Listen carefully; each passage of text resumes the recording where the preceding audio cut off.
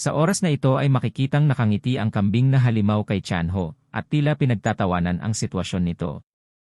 Sa kabilang banda si Chanho nang makita ito, ay sinabi na mayroon siyang kilala na mas malakas pa kaysa sa kanya, kaya hindi niya iniisip na mamamatay siya ngayon sa kanyang mga kamay. Matapos marinig ang mga pahayag na ito, ay tila hindi natuwa ang halimaw at sinubukan na siyang atakihin ng kanyang malaking espada, ngunit bago pa man ito tumama sa kanya, isang nilalang ang pumigil sa paparating na atake. Dahil dito ay nagulat ang halimaw sa di inaasahang pangyayaring ito, samantala si Chanho nang makita ang nilalang ay agad na nakilala kung sino ang tumulong sa kanya. Sa kabilang banda ang halimaw ay agad na umatras mula sa nilalang na ito, at makalipas nga ang ilan pang sandali, ay biglang lumitaw si Daesung sa kinatatayuan ng halimaw. Sa kabilang banda si Choyong na kasalukuyang nanonood sa mga nangyayaring ito, ay nagulat dahil hindi niya inaasahan na darating si Daesung sa kinaroroonan nila. Sa sandaling ito ay biniro ni Daesung si Chanho, at sinabi dito na sakto lang ang kanyang pagdating, dahil naabotan niya na buhay pa siya. Ngumiti naman si Chanho sa biro na ito, at sinabihan si Daesung na isang baliw. Sinabi pa niya na hindi siya mamamatay ng ganoon kadali, dahil mayroon siyang class na insight. Habang nasa gitna pa ng kanilang pag-uusap, ay ibinaling ng halimaw ang kanyang atensyon kay Choyong, at sinimulang atakihin ito.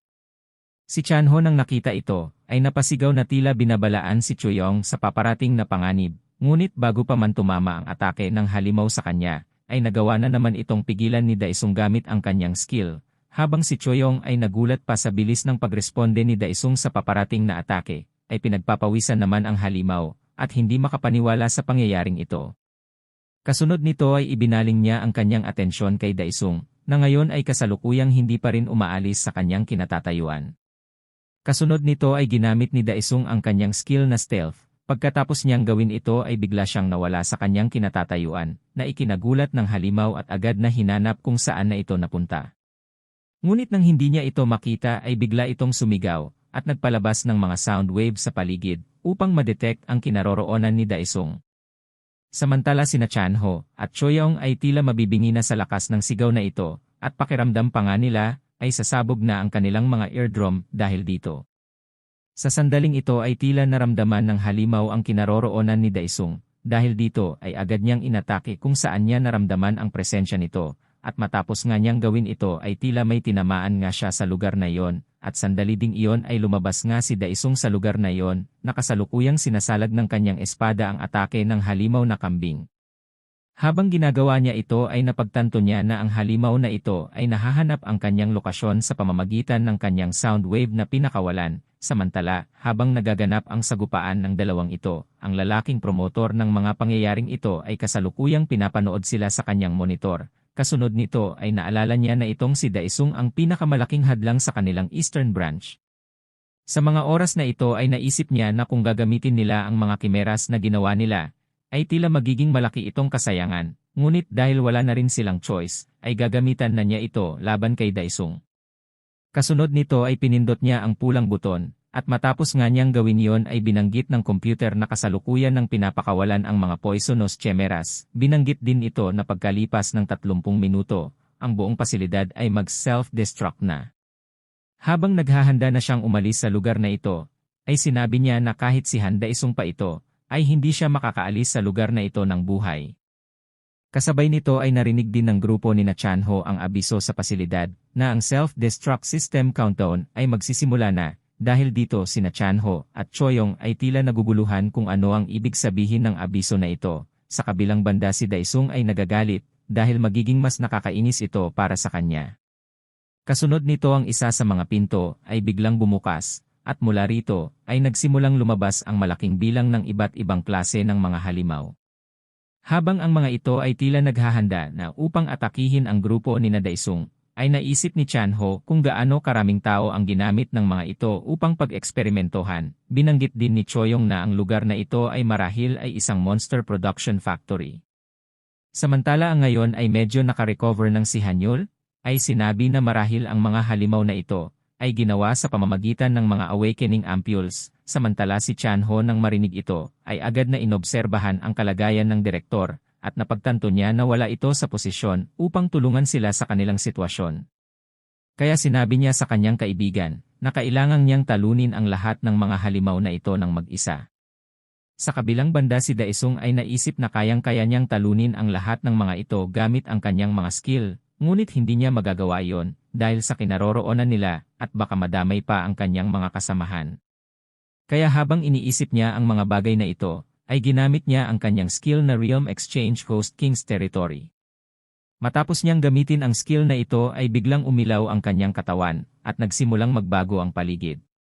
Kasabay nito ay tila naguguluhan ang mga halimaw kung ano ang nangyayari, at maging si Hanyul na isang S-class na hunter ay naramdaman ang malakas na kapangyarihan na nagpapabago sa kinaroroonan nila, at makalipas pa nga ang ilang sandali ang buong lugar na ito ay nagbago na parang na-teleport sila sa ibang lugar. Sa mga oras na ito ay hindi lamang ang mga halimaw ang nagulat sa nangyari, dahil maging ang kanyang mga kasamahan ay hindi makapaniwala na kayang gawin ito ni Daesung, at iniisip pa nga nila na isa itong klase ng teleportation skill. Sa kabilang banda si Hanyul na ngayon ay gulat na gulat pa rin, ay naisip na hindi ito isang teleportation, at sa halip ay binago ni Daesung ang anyo ng laboratorio mismo. Sa sandali ding ito ay napagtanto niya, na ang mga kakayahan ni Daesung ay talagang nakakatakot. Samantala si Daesung na ngayon ay tila hindi natutuwa sa mga nangyayaring ito, ay tinawag ang kanyang host army. Matapos niyang gawin ito ay nagsimulang maglabasan ang kanyang hukbo ng mga halimaw, at kasama na dito ang dating namumuno sa lugar na ito, ang Ghost King. Kasunod nito ay binigay na ni Daesung ang kanyang utos na tapusin ang lahat ng mga halimaw na nasa kanilang harapan. Matapos niyang sabihin ito ay agad na sumugod ang mga halimaw, at nagkaroon ng matinding sagupaan ang dalawang panig. Habang inuubos ng mga alagad ni Daesung ang mga halimaw na ito, ay sinabi niya sa kanyang mga kasamahan na magiging ligtas sila sa lugar na ito, kaya manatili muna sila dito dahil meron pa siyang kailangang gawin. Sumang-ayon naman ang grupo ni Chanho sa tagubilin na ito, matapos niyang gawin ito ay naglaho na siya sa kanyang kinatatayuan. Samantala ang lalaking promotor sa mga pangyayaring ito, ay kasalukuyang nasa elevator, at papaalis na sa laboratorio. Habang nag-iintay siya na bumukas ang pinto, ay naramdaman niya ang pagyanig ng elevator. Kasunod nito ay nakakita siya ng butas mula sa itaas nito. Nagtataka siya kung ano ang gumawa nito, ngunit habang naguguluhan pa siya ay biglang dumungaw si Daesung, at sinabi na bulaga. Kasunod nito ay sinabi niya na nandito lang pala siya. Habang gulat na gulat pa ang lalaking ito sa pagkakakita kay Daesung, ay bumaba na si Daesung mula sa butas, at tinanong ito kung uwi na ba siya kaagad, dahil katatapos lamang niyang tapusin ang kanyang mga alagang halimaw. Makalipas ang ilang sandali, ay nakarecover na ito sa kanyang pagkagulat, saka sinabi kay Daesung, na nalampasan niya ang kanyang mga inaasahan sa kanya. Pagkatapos ay tumawa ito at sinabi na nanalo siya sa laban nilang ito, kaya oras na para patayin niya siya. Ngunit sa halip na gawin ang sinasabi nito, ay kinuwilyuhan niya ito, at tinanong kung ano ang mga pinaplano niya. Tila naguguluhan naman ang taong ito kung ano ang ibig sabihin ni Daesung, at tila walang balak sagutin ang kanyang tanong. Ngunit sa kabila ng pagmamatigas nito ay tumawa si Daesung, at nagsimulang umilaw ang mga mata. Pagkatapos ay sinabi niya na kamakailan lamang ay mayroon siyang nakuhang interesanteng skill sa Ghost King's Territory. Ipinaliwanag ng sistem na nang matalo niya ang Ghost King, ang innate power nito ay pansamantalang napunta sa Absolute Ruler, at ang skill na ito ay tinatawag na Ghost Eyes. Samantala, matapos niyang i-activate ang skill, ay tila nagkaroon ng koneksyon ang mata ni Daesung at ng lalaking ito, habang sinusubukan pa nitong kumawala mula sa skill na ginagamit ni Daesung, ay tuluyan na siyang nasakop ng kakayahang ito. Kasunod nito ay nagsimulang makita ni Daesung ang mga alaala ng taong ito. Ang una niyang nakita ay kung paanong tila nakakaramdam ito ng matinding sakit at gumugulong sa sahig. Kasunod nito ay nakita rin niya ang may kagagawa nito na isang malaking mata ng isang nilalang na makikita mula sa isang portal. Kasunod nito ay nakita niya kung paanong nakipag-cooperate ito kay Changsik at kung paanong isinagawa nito ang kanyang mga eksperimento sa mga tao. Nakita rin niya ang proseso kung paano nagkaroon ng kakayahan si Jinchul na maging isang halimaw. Kasunod nito ay narinig niya na binanggit ng isa sa mga pinuno ng organisasyon na dahil sa mga sakripisyo na inialay nila sa altar, ay magkakaroon siya ng isang katawan ng Hons. Dahil dito pag siya ay namatay, mabubuhay siyang muli sa isa pang katawan na ibibigay nila. Nakita rin niya kung paanong natuwa ito dahil sa naging bunga ng kanyang pagpatay at pag-eksperimento sa mga tao. Matapos masuri ang lahat ng mga alaala na ito, ay inihampas ni Daesung ito sa pader. Pagkatapos nito ay sinabi niya na dahil sa mga pagpatay at pagsakripisyo nito sa ibang mga tao ay mas hahaba pa ang buhay nito, kaya tumawa siya at sinabi dito na kahit gustuhin pa niyang mamatay ngayon ay hindi niya ito papayagan. Samantala binanggit ng abiso na 1 minuto na lang ang natitira at magsisimula na ang pag-self-destruct ng buong laboratorio, ngunit kasabay din nito isang halimaw na kambing ang pumasok sa control room at ginamit ang isang susi upang patigilin ang pag-self-destruct nito. Matapos niyang mapatigil ang pag-self-destruct ng laboratorio, ay napabuntong hininga ito, at sinabi sa kanyang sarili kung paano nangyari ang ganitong mga bagay. Habang nasa gitna pa siya ng kanyang pag-iisip, ay nagulat siya dahil ang pinto ng control room ay bigla na lamang nawasak at tumalsik. Kasunod nito ay nakita niya ang may kagagawa ng pangyayaring ito, at iyon ay walang iba kundi si Daesung. Sa kabilang banda si Daesung nang makita ang goatman na ito, ay sandaling natigilan sa kasinabing meron pa palang natirang isang kambing dito. Ngunit iba sa kanyang inaasahan ay bigla ito nagsalita at tinanong kung sino siya. Tila nainis naman si Daesung sa tanong na ito, kaya siya ang tinanong niya kung sino siya. Sinabi naman ng goatman na siya ay si Park Dong-yuk, ang direktor ng research institute na ito. Tila nagulat naman si Daesung sa sagot na ito, kaya tinanong niya ulit kung sino ito.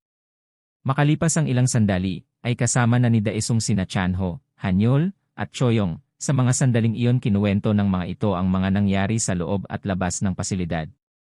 Pagkatapos marinig ito, ay sinabi ng doktor na hindi siya makapaniwala na nakulong si Direktor Huang. Sinabi pa nga niya na kasalanan niya kung bakit nangyari ito. Kaya sinabi rin niya sa kanila na hindi na nila kailangan pang mag-alala dahil mayroong sapat na ebidensya upang patunayan ang mga ilegal na gawain ni Jaewook at ng Hongma clan, at dahil dito ay mapapalaya siya. Samantala habang pinapaliwanag niya ito, ay pasimpleng binulungan ni Chanho si Choyong at tinatanong kung ito ba talaga si Dr. Park. Sinabi naman ni Choyong na ang boses ng nilalang na ito ay walang duda na kay Dr. Park na kanyang nakita noon. Samantala si Hanyul ay namamangha habang pinagmamasdan ang doktor dahil nagawa nitong pagsamahin ang kanyang sarili at isang halimaw ng hindi nawawala sa tamang katinuan. Habang ginagawa niya ito ay inoobserbahan din siya ng doktor at sinabi sa kanya na ang kanyang ginawa na pagpapalit ng parte ng kanyang katawan sa aura weapon ay tunay na nakakamangha. Pagkatapos ng pagpuri niyang ito kay Hanyul, ay tinuon naman niya ang kanyang pansin kay Choyong at tinanong kung ang kanyang problema ay ang kanyang aura dantian. Kinumpirma naman ito ni Choyong. Pagkatapos nito ay sinabi ng doktor sa kanya na maaari nilang subukang i-recover ito sa pamamagitan ng fusion ampule. Ngunit hindi niya maigagarantiya ang kanyang complete recovery. Sa kabila ng pagkarinig nito ay tinanong ni Choyong kung mayroon pa bang posibilidad na gumaling pa ang kanyang dantian. Ngunit bago pa makasagot ang doktor ay sumingit si Daesung, tinawag pa nga niya ito na Dr. Goat. Sinabi niya na mayroon siyang gustong itanong sa kanya na importanteng bagay, at iyon ay kung ano ang kanyang ginagawa bago pa mangyari ang lahat ng mga insidenteng ito, at kung bakit lumabas siya na ganoon ang kanyang itsura. Bago sagutin ang tanong na ito ay napabuntong hininga ang doktor, at sinimulang ipaliwanag na ang unang fusion test subject ay siya mismo. Nang mga oras na iyon ay napagtanto nila na ang aura awakening ay hindi sapat upang labanan ang mga malalakas na halimaw na lumalabas sa gate. Kaya nagpasya sila na simulan ang eksperimento sa pagsasama ng mga tao at ng halimaw, at kasama niya sa proyektong ito si Jaewook, na noong panahong iyon ay na-diagnose na mayroong isang terminal illness. Sa sandaling iyon ay nagboluntaryo siya na maging test subject ng kanilang eksperimento. Binanggit din niya na sa pamamagitan ng pagtulog ay mas napapahaba ang buhay ng isa, kaya ito rin ang kanilang layunin, sa gayon ay magkaroon sila ng malakas na katawan. Ngunit sa kasamaang palad, ay nabigo ang kanilang eksperimento, dahil dito ay automatic na nag-hibernate ang kanyang katawan, dahil ito ang nakaprogram sa kanilang makina kung sakaling pumalya ang kanilang experiment.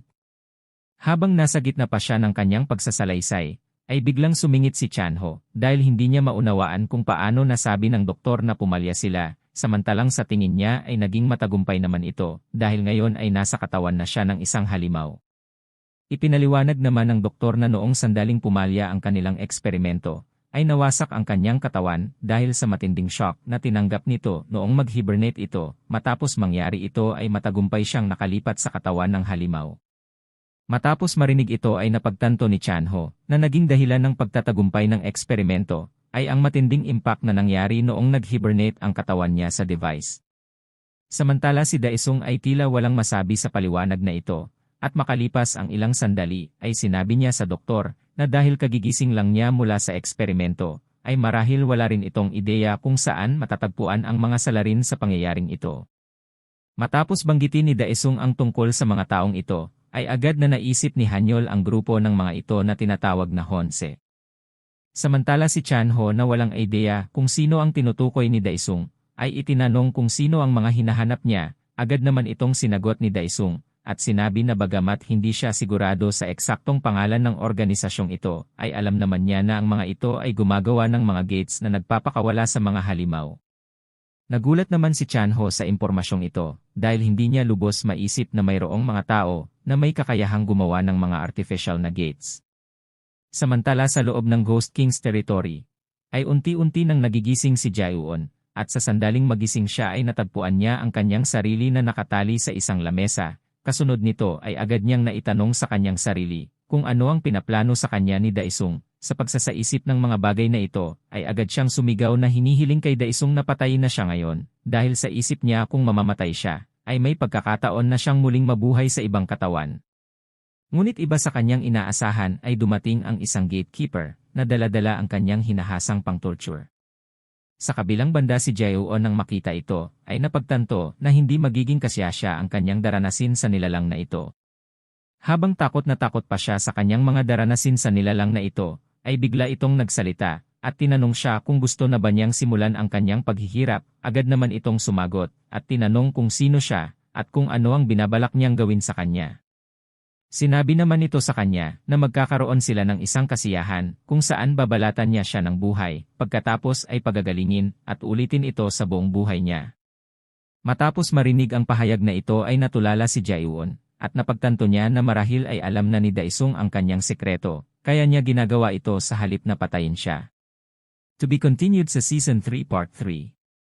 Huwag kalimutan mag-like, share, at subscribe. Maraming salamat sa panonood. God bless you all.